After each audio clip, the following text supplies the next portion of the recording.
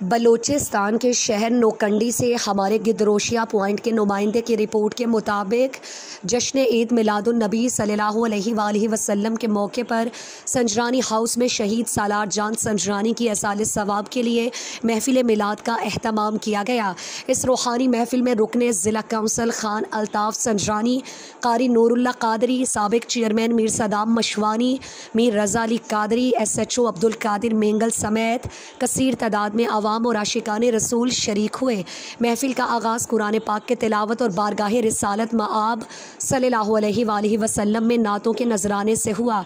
इस मौके पर शेखुल हदीस और वल तफसीर मुफ्ती हाफिज़ अहमद रज़ा खान कादरी ने अपने खिताब में कहा कि नबी करीम को अल्लाह ताला ने ऐसा इल्म अता फरमाया है जिसमें माजी, हाल और मुस्तकबिल सब शामिल हैं और ये हुजूर के इल्म गैब और सदाकत नबूवत की रोशन दलील है।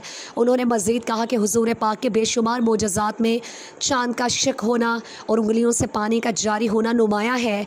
नबी करीम की सीरत पूरी इंसानियत के लिए मशअल राह है और हमें अपनी ज़िंदगियाँ उन्हीं तालीमात के मुताबिक गुजारनी चाहिए।